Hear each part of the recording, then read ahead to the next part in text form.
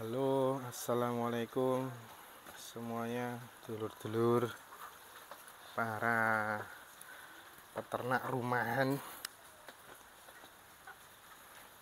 Nah, pada sore hari ini dalam keadaan sore, posisi hujan. Ini posisi hujan,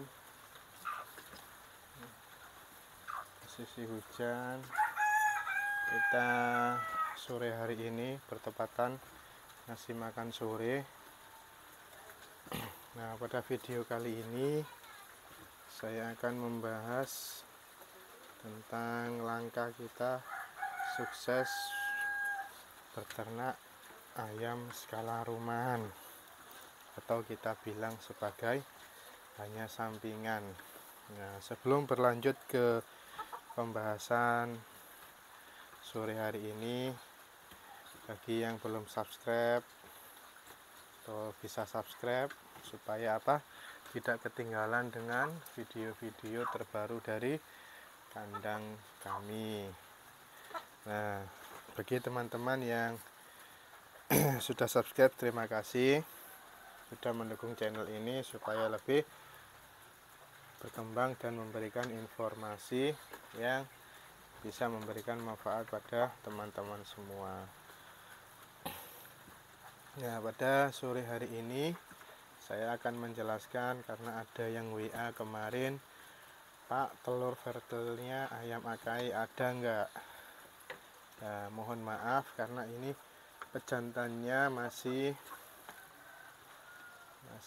proses pemulihan, karena kemarin habis kurus. Ini jantannya kemarin habis kurus. Nah, sekarang mulai pemulihan lebih besar lagi, belum bisa macet, belum bisa kokok, makanya belum saya anggap pulih.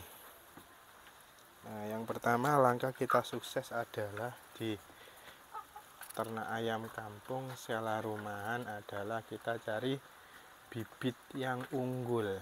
Nah, kita rasa bibit ayam apa yang unggul untuk bisa kita ternakkan skala rumahan. Nah, yang pertama teman-teman, kalau lebih mudah dan menjamin kalau kita bermain untuk menjual telur ayam kampung konsumsi, maka saya sarankan untuk pelihara ayam Elba saja. Karena apa? Di situ ayam Elba sudah terbukti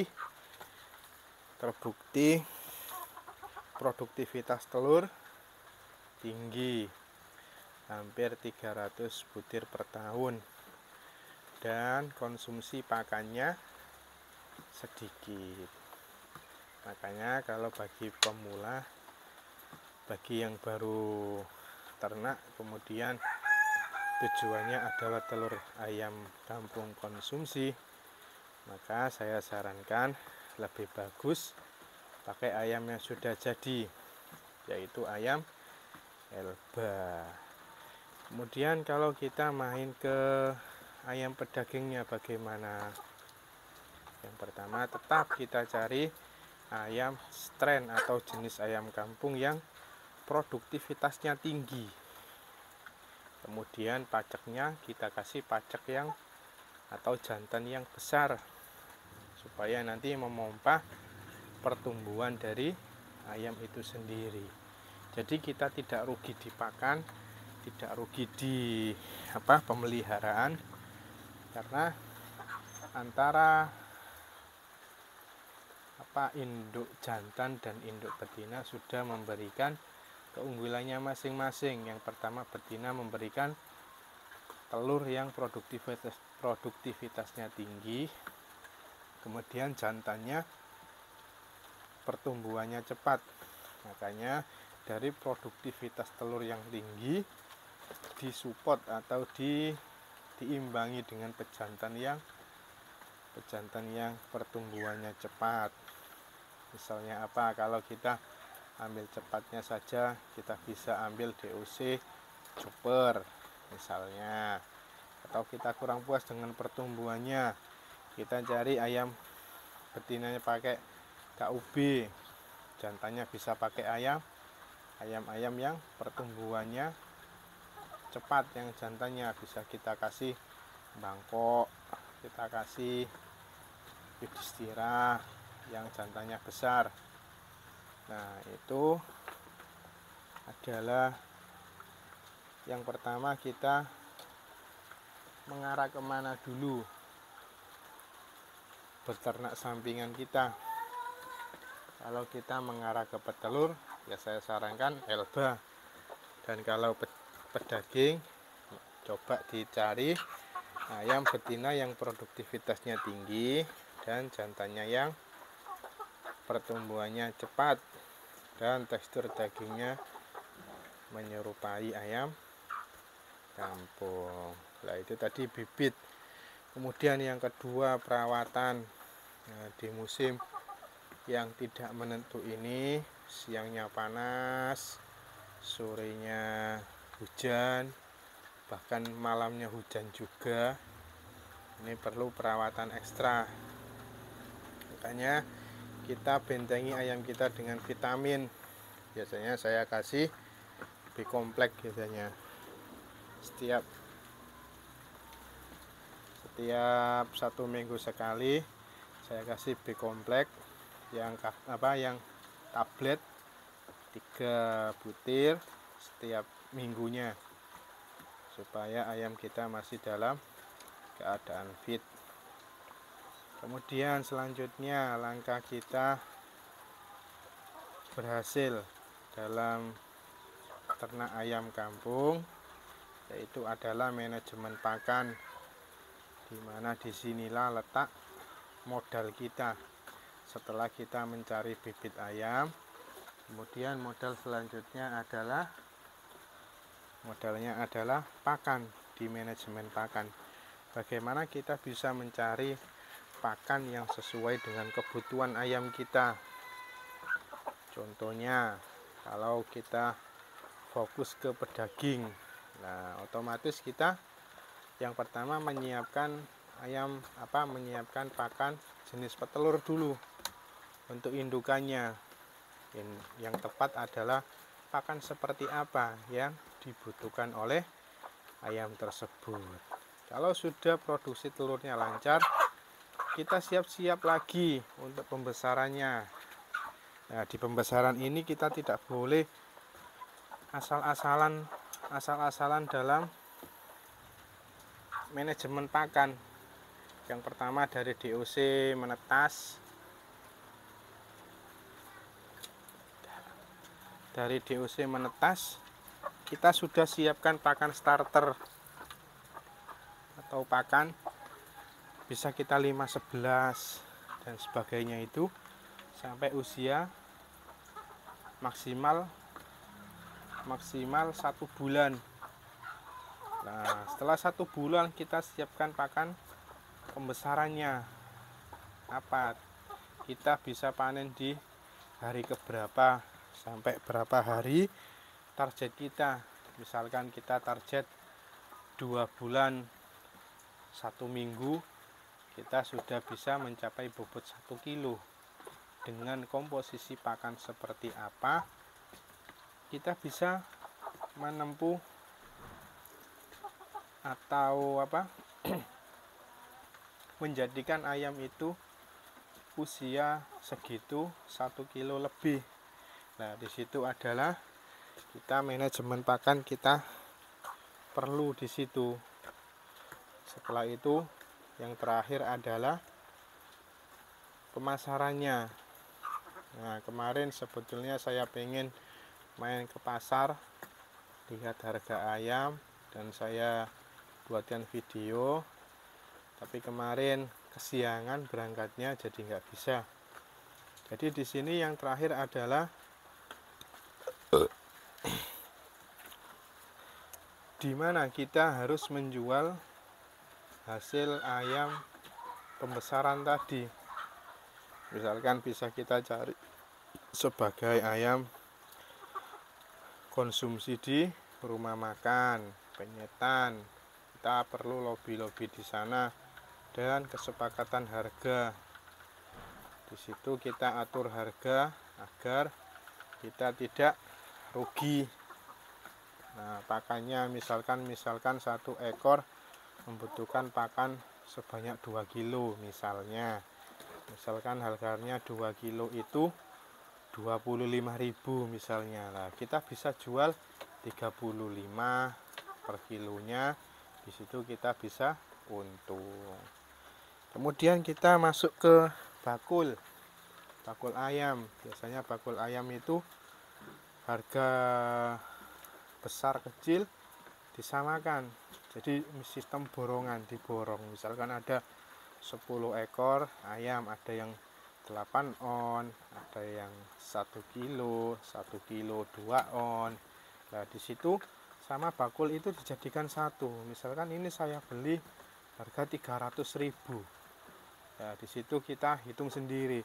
Kalau 300.000 10 ekor berarti per kilonya ketemu 30.000. Berarti kita untung apa rugi di situ. Nah, tergantung teman-teman semua. Kalau dirasa sudah cukup dapat keuntungan meskipun sedikit, tapi kita tidak perlu ngasih makan lagi, ya oke, terserah teman-teman. Kalau memang butuh untuk dijual, ya dijual saja, daripada kita nanti mengeluarkan modal lagi untuk pembelian pakan. Kemudian tadi sudah di restoran atau rumah makan ataupun penyetan, kemudian di bakul sudah. Satu lagi kita masuk ke rumah potong hewan, RPA, rumah potong ayam. Nah, kebetulan di tempat saya ini ada RPA ayam broiler. Jadi di situ nanti diambil oleh ada yang supplier masukkan ke RPA, kemudian diambil oleh para pengecer. Nah, di situ kemarin saya bertanya-tanya, ngobrol sedikit, bagaimana kalau masukkan ayam kampung kemudian diambil oleh para pengepul. Ya, katanya sih disuruh ke juragannya langsung.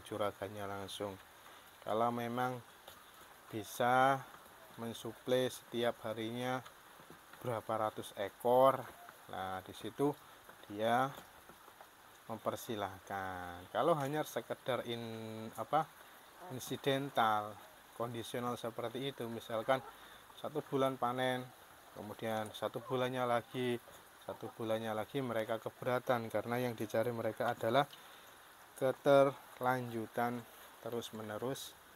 Setiap harinya itu ada ayam kampung. Memang kebutuhan pasar tinggi, kata juragannya.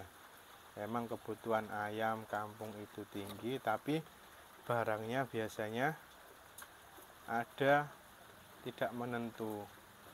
Ada misalkan kemarin dicontohkan kedatangan 1.000 ekor. Nah, dalam 1 hari 1.000 ekor saja, kemudian 1 minggu lagi 1.000 ekor. Katanya itu perlu minimal 1 hari itu antara 500 sampai 800 ekor bisa dijual ke pengecer pedagang ayam. Itu mungkin teman-teman sedikit pembahasan dari saya. Kalau kita beternak ayam kampung skala rumahan, memang yang pertama adalah tujuan kita di mana. Tujuan kita di telur konsumsi, kita cukup pakai ayam Elba saja. Ayam Elba, kemudian menggunakan pakan pabrikan, sudah untung kita. Beli ayam Elba yang usia di atas 5 bulan. Jangan beli dari DOC, karena dari DOC nanti kita pasti ada jantannya, kemudian ada yang trouble di pertumbuhan dan lainnya.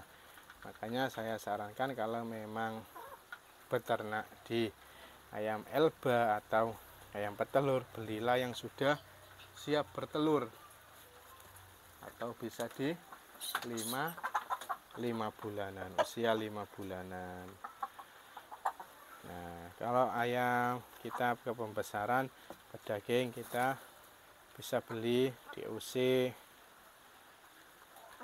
pejantan. Ayam pejantan itu lumayan harganya. Kemudian DOC Joper juga oke untuk menyingkat waktu kita, dan modal kita juga pas-pasan. Kalau kita pakai ayam kampung, ayam materi, nanti kita yang pertama terhambat modal, kemudian yang kedua adalah waktu kita habis. Nah, kalau kita sudah beli jadi DOC Joper Super, Joper apa, nah kita hemat waktu di situ, langsung kita terjun pembesaran. Oke, mungkin cukup sekian pembahasan dari saya. Mungkin ada kata-kata yang kurang tepat, mohon dikoreksi. Kita sama-sama belajar. Dan terima kasih teman-teman yang sudah bergabung, sudah subscribe channel ini. Yang belum, silakan bergabung. Kita bisa berbagi ilmu bersama di sini. Oke, terima kasih teman-teman. Waktu sudah sore. Wassalamualaikum warahmatullahi wabarakatuh.